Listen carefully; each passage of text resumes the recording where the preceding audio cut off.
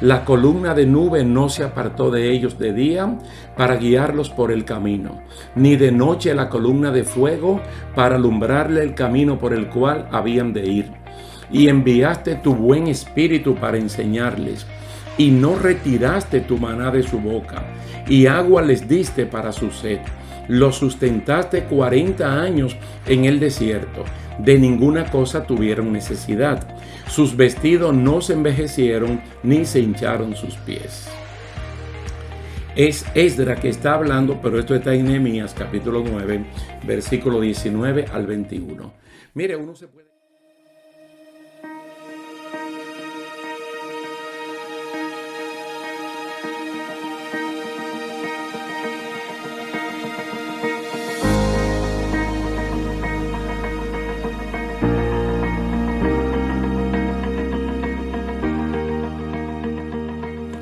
Dios le bendiga, queridos hermanos. Es un placer estar de nuevo aquí con ustedes en esta continuación de estudios bíblicos entrenados para vencer. En el día de hoy vamos a ver bajo el título La meta es llegar. En otras palabras, la meta es ganar. Y esto me recuerda a uno de los estudios que hemos tenido en Génesis capítulo 11, cuando hablamos de Taré, el papá de Abraham, que dice que él reunió toda su familia y que ellos salieron para Canaán, pero se quedaron en Harán. Ellos salieron, pero ellos no llegaron. Y ahí se quedó el viejo Taré y se quedó Nacor, pero dice la Biblia que Abraham siguió hasta la tierra prometida, porque él tenía promesa de parte del Señor. Pero Taré y Nacor, que propusieron llegar, ellos se quedaron. Vamos a fundamentar el estudio de la palabra de Dios del día de hoy en Filipenses capítulo 3, versículos 13 y 14. Filipenses capítulo 3, versículos 13 y 14. Así dice el apóstol Pablo: Hermanos, yo mismo no pretendo haberlo ya alcanzado, pero una cosa hago, olvidando ciertamente lo que queda atrás y extendiéndome a lo que está delante, prosigo a la meta, al premio del supremo llamamiento de Dios en Cristo Jesús. Nosotros pudiéramos decir de entrada que Pablo era una persona afortunada. En el tiempo que le tocó vivir, él tenía dos ciudadanías, la del Imperio Romano y también la del pueblo de Israel. Él podía hablar, por lo menos que nosotros sepamos, por lo que dice el Nuevo Testamento, 3 idiomas de suma importancia en el mundo antiguo del Imperio Romano. Su educación fue de la más alta. Pablo estudió leyes religiosas a los pies del sabio judío Gamaliel y fue un destacado miembro de la secta de los fariseos dentro de la denominación judía. Pablo era un hombre de un futuro brillante dentro de la vida religiosa de su país. Toda la hoja de vida o currículum vitae, como también solemos decir, su hoja de vida resumida en Filipenses capítulo 3 nos hace pensar en su preparación intelectual como su punto más fuerte hasta ese momento. La comparación de su vida vino a colación, o mejor dicho, Pablo tuvo que sacar a colación toda esta información de su vida, porque en Filipos había creyentes que se gloriaban y se justificaban de cosas que habían logrado como personas de éxito en el comercio, las artes, la ciencia, la cultura, etcétera, etcétera.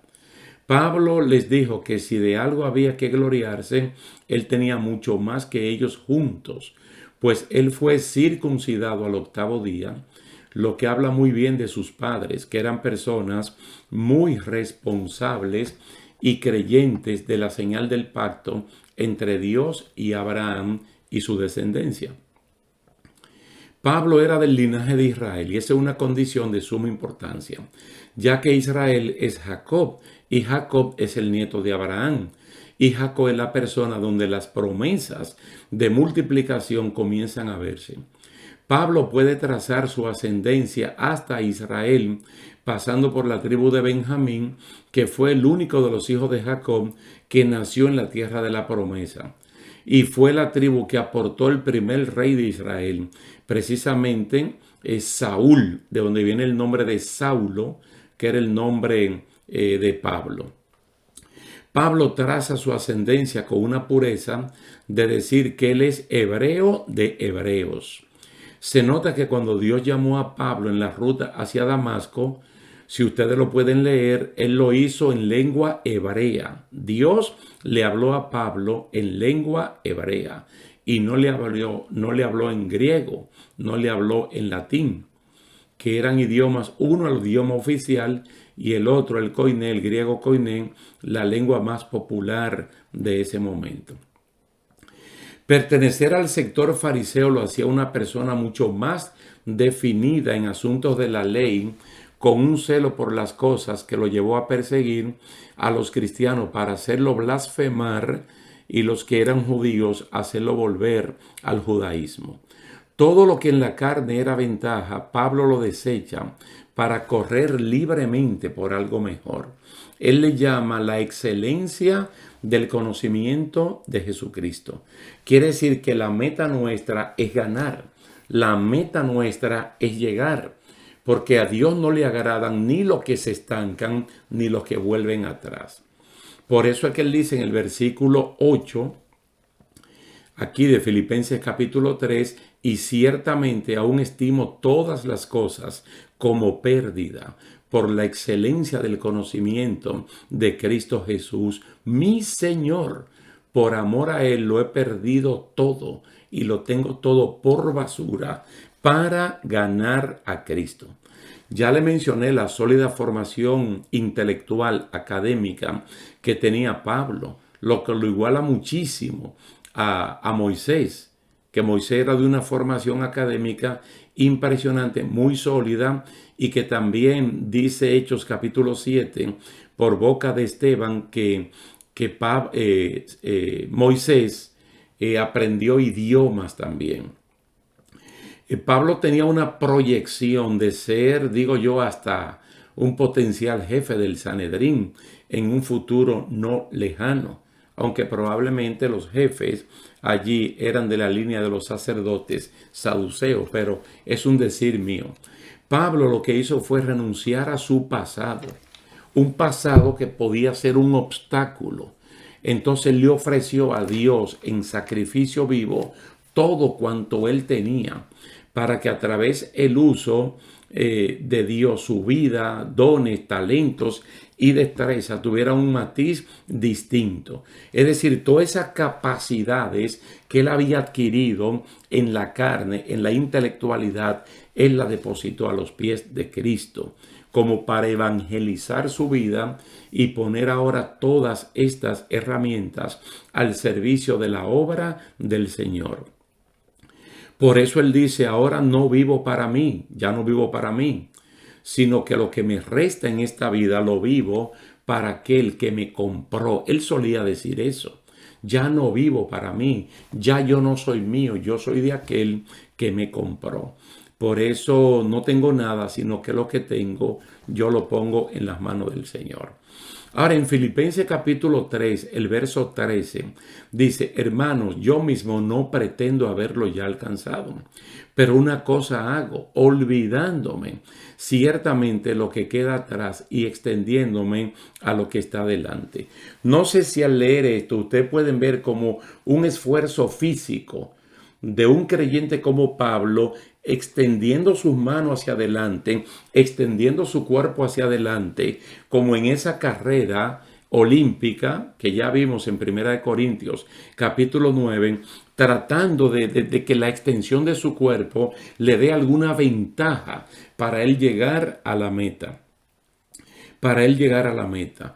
Mire, no todo es dejar las cosas buenas que tiene la vida como dependencia de ella, sino que también hay que dejar el viejo hombre que está viciado con todos sus pecados y los consiguientes traumas que quedan. Aunque no hemos llegado, tenemos que tomar decisiones firmes, como olvidarnos del pasado, que puede ser una carga pesada. De hecho, el pasado de mucha gente se convierte en una carga pesada para ellos caminar. Entonces deberíamos dejar eso atrás y extendernos hacia adelante para llegar a obtener el premio del llamado que Dios nos ha hecho.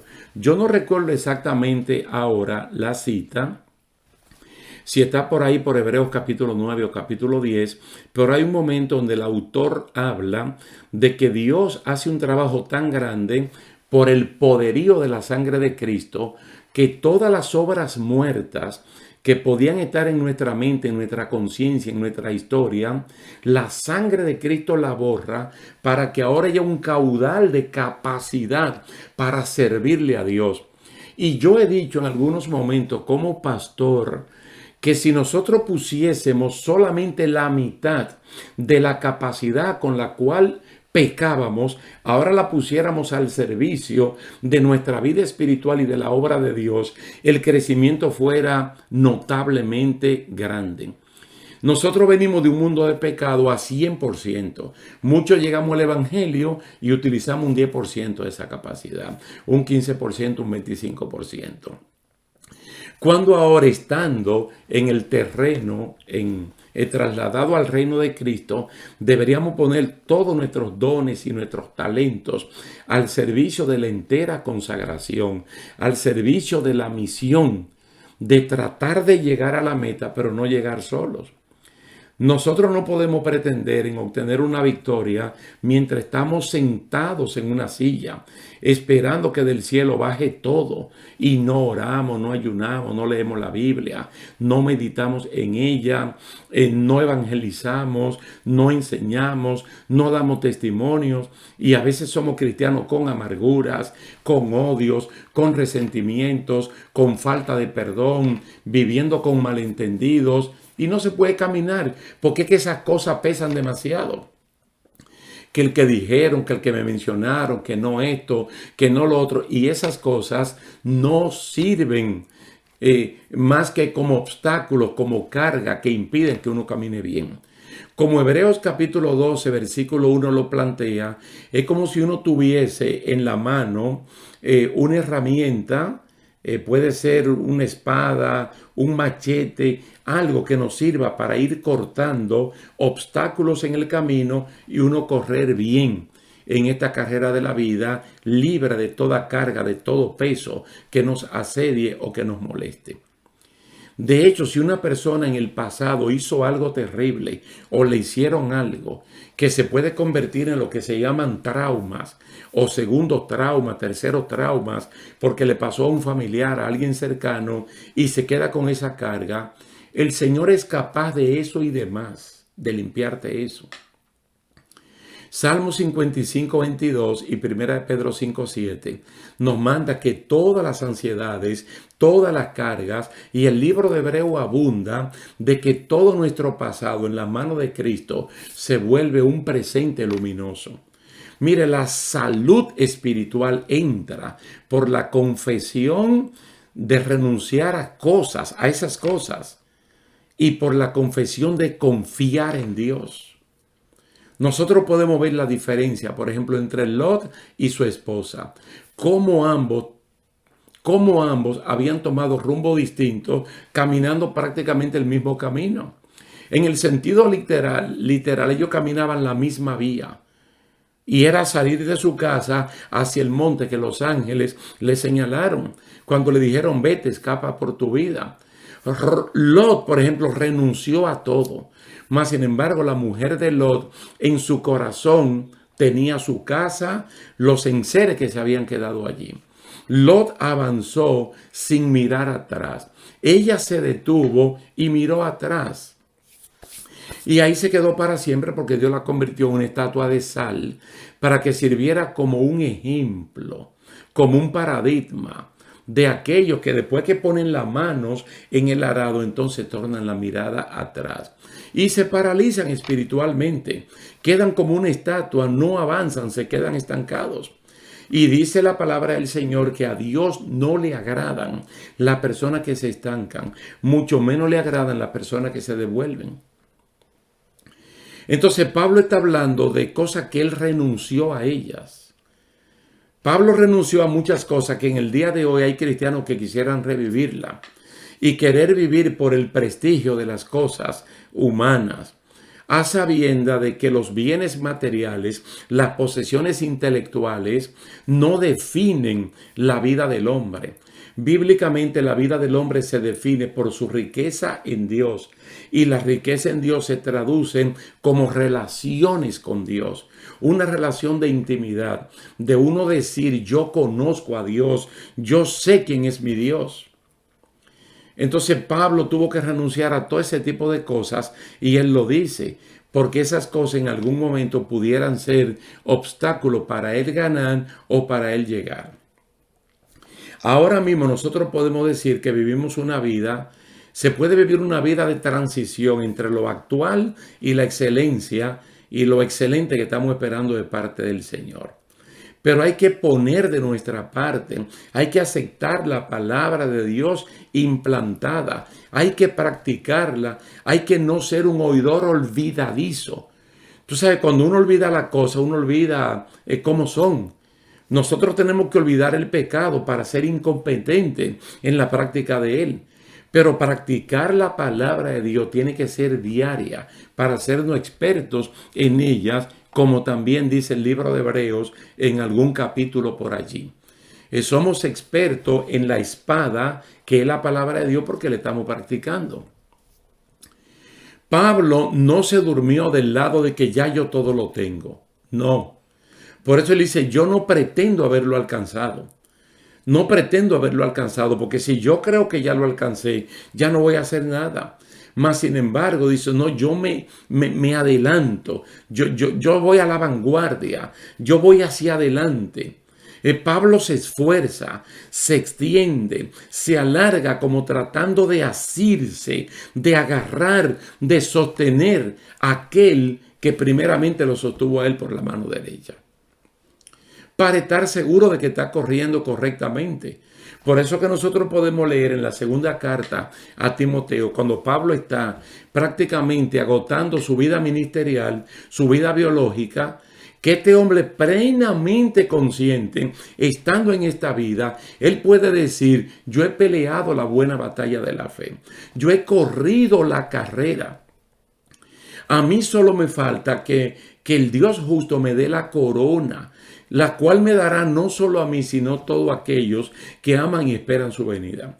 El premio del supremo llamamiento es la obtención de todas las bendiciones prometidas por Dios. Bendiciones que uno la ve claramente concretizada en el libro de Apocalipsis y que tienen que ver, número uno, con la salvación y con los galardones.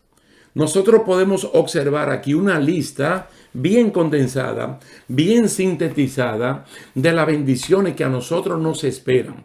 Pero hay bendiciones de estas que en el tiempo presente ya nosotros podemos ir disfrutando de ellas. Por ejemplo, la número uno, comer del árbol de la vida. Adán y Eva tuvieron la oportunidad de comer del árbol de la vida y no lo hicieron por desobedecer a Dios y comer del árbol de la ciencia del bien y del mal. Ahora tenemos como promesa no sufrir daños de la muerte segunda. Bienaventurados somos nosotros de irnos en el arrebatamiento de la iglesia, de ser transformados, de ser arrebatados por el Espíritu Santo para encontrarnos con Jesús en las nubes y estar siempre con Él. Y no habrán efecto de la muerte segunda, que es cuando Dios lanza al lago de fuego a estas criaturas que pudieron haberse salvado, pero que por sus malas obras diseñaron su destino final. Número 3, comer del maná escondido, recibir un nombre nuevo. Mira, aquellas personas comieron de un maná que le dio Moisés, pero no era semejante a Cristo, el pan de vida que vino del cielo. Recibir autoridad sobre las naciones, literalmente, sentarnos en el trono juntamente con Cristo para gobernar con Él en el gobierno milenial, histórico y terrenal de Jesucristo. Son promesas para los que vencen. No borrar su nombre del libro de la vida. No va a haber un segundo caos como el que ocurrió en el cielo cuando el diablo se rebeló, o el que ocurrió allí en el paraíso cuando nuestros padres se rebelaron. Dios nunca más va a borrar el nombre nuestro del libro de la vida. Dios promete que vamos a ser columna en el templo de Dios. Quiere decir que no vamos a perder la identidad de ser propietarios, porque si quitan la columna se cae. Y nosotros somos columna, sentarnos en el trono de Dios. Cristo quiere que nos sentemos donde Él está sentado. Y aquí como último, que realmente aquí el orden como están, no quiere decir primacía, recibir la corona de la vida. Tanto el libro de Santiago, tanto el apóstol Pablo como el apóstol Pedro hablan de esa corona de gloria, corona de victoria, corona de vida que Dios tiene para nosotros. Si estas cosas que Él le está diciendo de antemano no son un estímulo para que nosotros dejemos atrás todo lo que Pablo dejó o lo que nosotros conseguimos, entonces, ¿qué puede ser un estímulo? ¿Qué puede ser esto? ¿Cómo vamos a cambiar toda esta bendición por basura, por heno, por madera, por cosas del pasado y hasta del mismo presente? Mire que a veces la obtención de un título simple en la universidad, de técnico, una licenciatura, una ingeniería, ya hace que el pecho se le salga a la persona. Ya hay que poner ese título delante, el doctor, el licenciado, el ingeniero, como que ya uno no es uno, sino que uno es otra persona. Y se pierde algo tan favorable, tan bueno como la humildad, la mansedumbre. Entonces, esta cita bíblica que yo la mencioné hace un ratito, pero no dije dónde era que estaba, 2 de Timoteo capítulo 4, versículos 7 y 8. Hermano, yo creo que usted y yo, todos los oyentes, podemos decir lo mismo que dijo Pablo. Podemos decir lo mismo: he peleado la buena batalla. He acabado la carrera, he guardado la fe. Por lo demás, me está guardada la corona de justicia, la cual me dará el Señor, juez justo, en aquel día. Y no solo a mí, sino a todos los que aman su venida. Eso se llama correr para ganar. Eso se llama pelear para ganar. Eso se llama que la meta nuestra es llegar. Que la meta nuestra no es quedarnos en el camino y luego compartir una experiencia de frustración y decir también que yo iba, ya yo llegué por mitad y no llegué, y la culpa no es de Dios, sino que la culpa es mía, diría uno. Pero usted y yo no vamos a cantar ese cántico de frustración o de derrota, sino que cantaremos el cántico de la redención. Que ahora mismo podamos repetir: he peleado la buena batalla. Porque nosotros no estamos peleando una batalla carnal. El apóstol Pablo dice: yo vivo en la carne, pero no milito con el poderío de la carne, sino que el poder que yo tengo es fruto de la unción del Espíritu Santo. Y con esa unción yo puedo derribar fortalezas, argumentos, tentaciones. Me puedo someter a Dios para ver al diablo huyendo. Puedo llevar cautivo a Cristo todo pensamiento malo, negativo, y no obedecerle. Entonces, nosotros tenemos principios bíblicos que nos conducen a una vida victoriosa. Yo cuando estudié esto en el libro de Hebreos y escribiendo el librito Cades Barnea, yo me enamoré de esto, me quedé con esto hasta el día de hoy. Y a veces lo presento como si fueran 4 hermanas, que son la esperanza, la confianza, la paciencia y la fe. Y nosotros lo vamos a ver en la parte ya final de esta serie de estudios bíblicos. Mira, ninguno son principios inventados o creados por la mente humana, sino que son inspirados por Dios para que los humanos, especialmente los creyentes, puedan vencer en un mundo complicado. Un mundo que se ha complicado por el pecado y por la maldad. Estos principios son una especie de manifiesto de valores del reino de Dios, que al ser observados y practicados en el diario vivir, el creyente puede, tiene y debe salir victorioso en todo lo que haga. Mire, como el libro de Hebreos es una interpretación correctísima de hechos narrados en el Antiguo Testamento, especialmente en el libro de Levítico, son para una sana comprensión. Se da como bueno y válido la práctica de los principios aquí señalados. Todo lo que en apariencia se nota complicado, en el ejercicio sacerdotal, en el mundo del Antiguo Testamento, narrado primeramente, como le dije, en el libro de Levítico, se explica perfectamente bien en función de una vida consagrada a Dios, con la cual se puede hacer sacrificios diarios de alabanza, frutos de labios que confiesen el nombre del Señor. Si allí el sacerdote a las 9 de la mañana y a las 3 de la tarde tenía que ofrecer sacrificios de adoración y consagración, ¿por qué nosotros, como dice Primera de Pedro capítulo 2, que ahora somos real sacerdocio, no le ofrecemos a Dios esos sacrificios, esos frutos de labios que confiesan su nombre? Porque la iglesia es confesante. Tú y yo somos confesantes. Confesar su señorío sobre nosotros. Como dice la parte introductoria de la oración modelo del Padre Nuestro. Padre nuestro que estás en los cielos, santificado sea tu nombre. Venga tu reino. Hágase tu voluntad en mi vida como se ejecuta en el cielo. Un sacrificio de labios. ¿Qué le parece la ayuda mutua? La ayuda mutua, hacer el bien. Son principios, son valores que el cristiano tiene que estarlo practicando, aunque alguien nos haya engañado en algún momento. En la medida que uno practica tales valores, uno entiende de una vez el significado de los sacerdotes haciendo este tipo de sacrificios.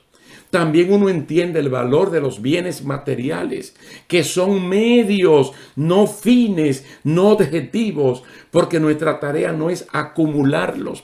Nuestra tarea es obtenerlos como medios y ponerlos al servicio del reino de Dios. Mire, de la misma manera, el triunfo o la derrota de los creyentes en tiempos, por ejemplo, como los que nosotros estamos viviendo, no se ganan por fortaleza humana. No se gana por destreza nuestra, se gana por la confianza en Dios.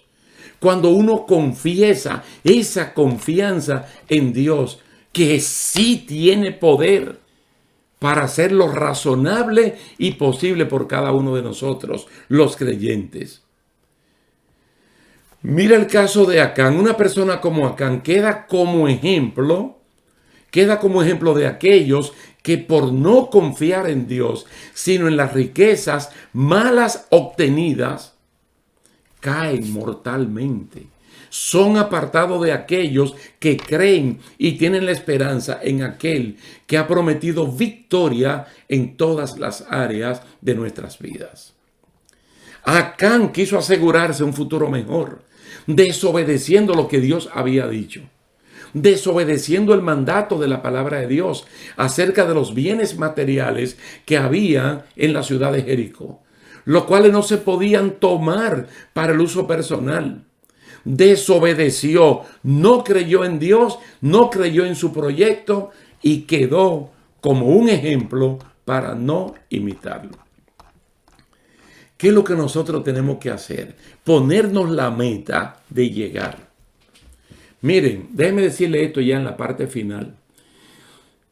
Porque hay cosas que uno la aprendió y la puede compartir. En la universidad donde yo estudié mi primera carrera, con algunos compañeros que vivíamos en el recinto universitario, nosotros hicimos un pacto Ustedes saben, o si no lo sabían, sepan lo que hay exámenes parciales, hay pruebines, hay un examen final. Y cuando una persona toma el primer examen parcial, que puede valer, por ejemplo, un 20% del total del curso, hay muchas personas que si reprueban ese examen, tienen la oportunidad de retirar la asignatura, de retirarla, porque ellos creen que no se van a recuperar y que van a fallar y no van a terminar. Nosotros hicimos un pacto de que si reprobábamos el primer examen, el parcial, aún así no íbamos a retirar el curso, la materia, sino que nos íbamos a recuperar e íbamos a seguir hacia adelante. Eso nos ayudó. Pero ahora en la vida espiritual, la palabra del Señor es más sólida. Debemos tener como meta que vamos a llegar. Usted y yo sabemos de dónde salimos, de dónde nos sacó el Señor, pero también sabemos hacia dónde vamos. Porque Cristo, en el plan maestro de Él, en Juan capítulo 14, Él nos dijo ese plan. Él nos contó perfectamente ese plan. Entonces ese plan indica que Él está preparando un lugar muy especial para nosotros y que Él es el camino, Él es la verdad y es la vida, y a través de Él nosotros vamos a llegar, vamos a llegar. Entonces lo podemos dejar en este momento hasta este punto, pero fíjate eso en la mente y que de allí nadie te mueva fácilmente, ni difícilmente tampoco, porque ya nosotros sabemos que aún ganando este mundo con toda su riqueza, si perdemos nuestra alma, no hemos ganado nada. Mas, sin embargo, perdiendo todos los materiales, todos los bienes materiales y preservando a Dios, podemos ganarlo todo. Alabado sea el nombre del Señor. Así es que vamos a dejarlo en este punto por este momento. Y en la próxima ocasión vamos a ver un capítulo que tiene que ver con uno de estos principios de victoria. Así es que gracias le damos al Señor por la oportunidad que nos ha brindado de compartir esto con ustedes, y yo personalmente le doy las gracias a ustedes por la atención prestada. Así que Dios le bendiga, Dios le guarde y hasta la próxima.